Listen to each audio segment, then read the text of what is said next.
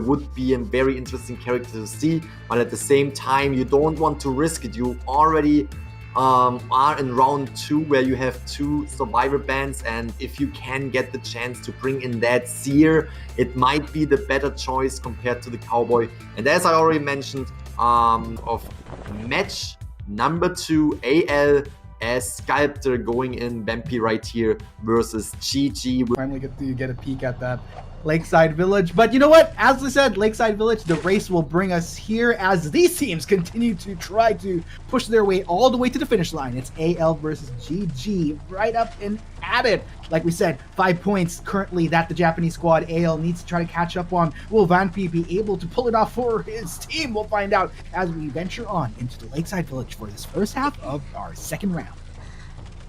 Priestess is right there. Tinnitus is kicking in. Vampy finds the Priestess right here. At least sees the stretch marks. Not sure if he knows what survivor he is chasing right here at the moment. Now he should have gotten a glimpse of the Priestess and is actually trying to go for that Priestess yet again. But this time it looks better. This time an early hit happens right away. Fantastic job from Vampy, and you need to switch this around. You need to get down that Priestess immediately. You don't want to deal with her. And there we can see very, very well placed statues, but it's getting away right here with the portal. Transitioning over to the small boat right here. That is a great kiting area for the Priestess. We can see she has 2 portals ready, and with 2 portals she can just buy so much time. So let's see if she's able to do exactly that, or if Vampy is able to get his hands on that Priestess with the statues, or maybe just with a normal hit, because she only needs... she already used... She already used both of the portals, so now the chances are better for Vampy to actually catch up, because the portals are gone. All he has to do is he has to hit her and trying to prevent or giving a hit. Oh, nice. Oh, very nice. Very, very good job from Vampy. Bring down the Priestess before any Cypher machines have been popped. But at the same time, look at the Cypher machine progress. Really, really good progress so far. That might mean we will see a rescue on, or at least a harassing Wildling might come in. It could very well be possible, Grizzly. And like you said, this is a good start for Vampy. It wasn't similar to the point where it's a bit of a step up. Earlier, it took about like the actual triple Cypher pop before he was able to land a survivor, but it's looking a little bit better here. Sculptor is just coming in back and forth. Successful rescue coming in from Pukao, but not able to establish enough distance. Has to be careful. Takes a whack on the head, and Vampy gonna be very happy about it. The question is, who does Vampy commit to? Looks like the teleport will come in, try to hamper down the progress on these Cyphers as he now gives chase to 445. Good job from Vampy right here, as you said, really trying to slow down this decoding progress, because that is something that might be a problem definitely later. And we saw the rescue for the fort. I really see the deja vu happening yet again. We had the Priestess on the chair first, the fort was coming in, then the fort was getting attention from the Sculptor. But this time, you can see 445 is going down right here. There are still 5 Cypher machines remaining, but at the same time, the Cypher machine progress goes very, very fast. We can now see the Seer going to the rocket chair for the first time. Wildling was there to harass and try to get off the Seer, but get off the Seer from the balloons. And here we can see the harassment, the distance, the map pressure that can be utilized with the statues right here from the Sculptor, protecting the Seer at the same time. This time the decoding progress is not as far, and we all know that AL definitely wants to step up their game with the second round right here. They definitely want to take the victory on the second round, so there needs to be a few survivors to be eliminated. So let's see what they can do. Really, really putting pressure on the Cypher machines right here. Yeah, this is really good coming in from Vampy. It's definitely a little bit of a slower pickup here from GG, but not that there's any, not that it's bad for them right now. But the big question is whether or not they'll see the same success as they did earlier with how this game has been flowing thus far. They're trying to go for this rescue on 4-4-5, but looks like it's not going to work out. And at this point in time, it would be safe to say that GG will be losing out on their first survivor. And still, take note of the progress on these ciphers that is still needed, Grizzly. Still a bit of a way to go. So GG needs to try to get their bearings back and prevent this, get back into the groove and remedy this sudden halt on Cypher. Definitely looks good for Vampy right here, utilizing the statues to bring down the forward's health. Only needs one more hit. We can see the global portal over there getting ready. Oh, nice. Try to combine these statues. And this might be another good chance for the forward. And there we go with that pallet. Vampy decided to just slow down that progress on the Cypher, decoding progress and destroying the global portal. But there's still one survivor around because that Cypher machine is very, very close to being primed. So therefore, Vampy tries to protect that Cypher machine. Now, unfortunately for Vampy, going for the Wildling can buy a lot of time for the team. But as soon as he is off his chair, it can be very, very well possible for Vampy to catch up on the Wildling. But again, with the Wildling Spore, it is extremely difficult to really catch up. So therefore, really doing the right thing to do right here, concentrating on the survivors, on the Cypher machines that are being decoded on, and switching the attention to, again, the Priestess and possibly the Fort as well. The Fort as well, who was getting, I was just looking at the items of the survivors, Fort with the magic one right now. Yeah, and gosh, in all fairness though, AL, like I said, they need to try to remedy this stop. Luckily, there has been a bit of there is actually building up progress towards the fourth as well as the fifth side, where we're already seeing some movement. It's really going to come down to Zai here to try to camp rather kite for as long as possible. But look at this, Vampy with the forethought of, you know what, I can't go for full commit just yet. I have to take these ciphers into account. And I think it's a proactive improvement, something that was probably kept in mind from the previous game, now coming into adjustment, coming into fixing, going into this first. Absolutely, knowing that the Priestess probably accumulated all the 3 portals again, so therefore not really going for the Priestess. Priestess could have bought enough time for the Fort if Vampy decided to go for the Priestess to decode that Cypher machine, but luckily Vampy decided to go for the Fort. Nice hit on the Wildling right here. Wildling is getting off the board. The Cypher machine is primed. Vampy knows it, tries to put pressure on that Cypher machine and successfully does exactly that. They know they need to pop it off. There goes the hit and the Cypher pop is happening. You have the tension on Vampy. Now it is time for Vampy to bring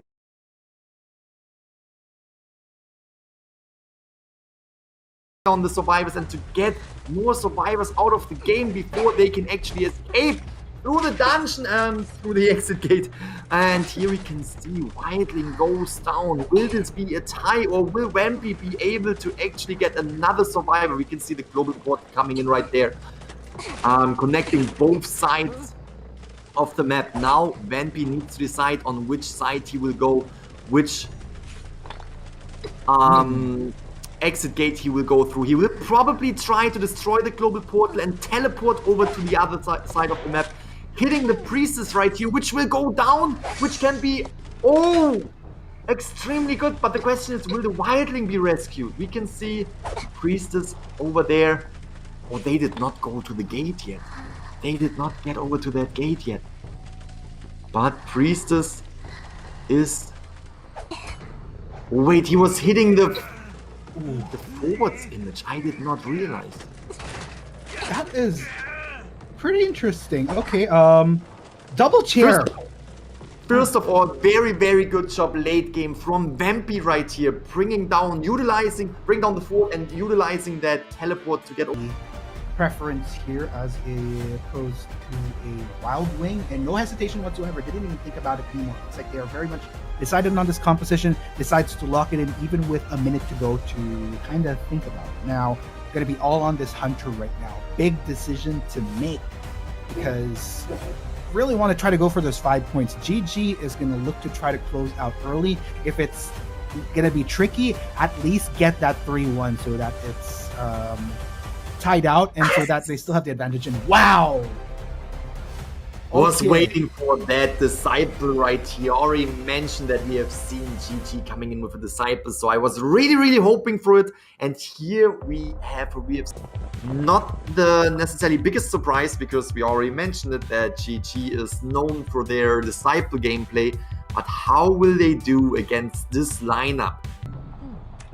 We are back onto the Lakeside Village, but this time around the second half, where it is XAWM taking on the Hunter side, with AL gonna play their hearts out. For Survivor gonna aim to try to get at least one of their ranks outside. If they could even go for halves, then even better towards their cause. We'll find out as we go along into this, Grizzly. But it seems like good start here for GG's Hunter, as already has a lot of options as far as who he can choose to pursue in this game. And it looks like he has his eyes set on At.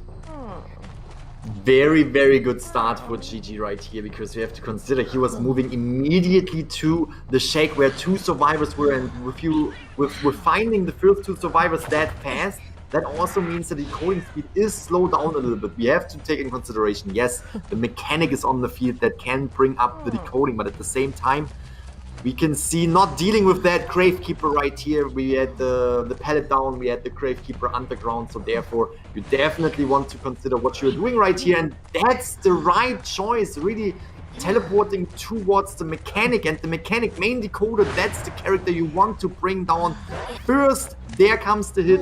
Mechanic was able to put down the doll, and that doll is now decoding for the mechanic. Now we have to see what happens next. We can see that the decoding progress on 5 Cypher machines already started, but with that catch right here and that jump that is happening, exactly I was waiting for it, might see the first survivor, which is the mechanic, down and on the rocket chair before a single Cypher machine has popped. But at the same time, look at the Cypher progress.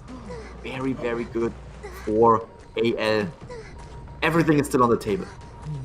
Definitely, and oh my gosh, that's like the most optimal thing. However, we still have to take into account that these dolls are running rampant, and it does seem like Dom has already caught sight of one of them, so that's going to be a huge sigh of relief. Doesn't have to worry too hard about Cypher progress as much. It's not going to come in as fluidly for AL, but it's undeniable though, Grizzly. Look at these Cypher progresses. 1 already finished up, and 4 another 3 nearing completion, so AL is on the right track. Oh, that might be slowing down the rescue, but was not able to prevent the rescue from happening before halfway mark. That means the mechanic is getting another chance to just sit on the chair without dying immediately. Great rescue from AL's Gravekeeper right here, but that might be the end of the mechanic, and the doll was placed, but not concentrating on the doll, probably picking up the mechanic right here, turning around and bringing down the doll on the way to the rocket chair, because you don't really want to have this doll on the field pressuring you with the decoding speed. So that is it for the mechanic's doll, and the mechanic is still in the game, did not get sent off right away, so that is still giving an opening for the mercenary, who is now transitioning in, slowly making his way, trying to hide a little bit, but slowly making his way to the rescue. And if we look at the decoding this time, it is a really good start for GG's Disciple right here. I'd have to agree with you, Grizzly. And okay, looks like just trying to scout out. It will be the end of Dolisu, in which case. But like I said, there's some pretty great progress going on these ciphers for AL. So it was a loss that was, I would say, well worth it for AL. But what AL needs to do right now is just make sure that they try to keep these core 3 numbers intact. Because, like I said, they want to try to have as many out of the gate to continue the momentum that Vanti was able to build up for them. And they don't want to allow XAWM to suddenly reverse in onto everybody and just take everyone out. That would be the last thing, if anything. Oh, nice football usage. That could have been a little bit of a stun right here for Cat, but Forward is just dashing away. Fantastic job buying more time, and that's exactly what he needs to do, considering that the main decoder with the doll is out of the game right here, and we still need 2 Cypher machines. One already primed, already popped off right here. They still need 1 more Cypher machine, so therefore this could be a little bit of a difficult situation. I assume the Forward will buy as much time as he can, and in case he goes down, we still have 2 rescuers. We still have the mercenary. Nice hit on the jump down right here. We still have the... Oh, teleport is coming in, putting pressure on that last Cypher machine. Fantastic corner from GG. There comes the Cat. Consider that the Gravekeeper has no skill left. That makes him quite the good target compared to the Mercenary, who has still 3 elbow pads and can take a little bit more damage, but is trying to decode the Cypher machine here. So it's a good call from GG to just concentrate on the Cypher machine, not necessarily concentrate and focus on one specific survivor, rather concentrating on the decoding progress. Indeed, looks like GG's Hunter is trying to make the most of this situation, going all the way ring around the rosy with Rowley and guarding this cipher that AL was able to commit significant progress on. So it will force the other members of AL, particularly Ado, to try to turn to a different cipher to prepare, but still Rowley doing his best here to keep this Hunter preoccupied. Very, very good job bringing down the Mercenary right here. Not sure if XAWM will actually go for the Mercenary or just proceed to slow down the Cypher machine progress. But as you already mentioned, now it's time for AL to separate and to go to different Cypher machines, and that's exactly what they're doing. We have Raoli on the balloons and getting on the chair super far away from all the Cypher machines, which forces at least 1 survivor to make his way all the way over there. And we have teleportation slowing down that decoding right here. Forward is having the Cat, will throw down the pallet, but is it enough to avoid the hit? It is not. Fantastic job. We will see a rescue. Atto will most likely go in for a rescue, we can see that. But now these 2 survivors that are supposed to bring down the last Cypher machine are extremely far away from said Cypher machines. Need to rescue Cat. So there is a lot of pressure on AL right here. Again, they need to get at least 1 survivor through the gate or through the dungeon if they want to proceed in this match right here into round number 3.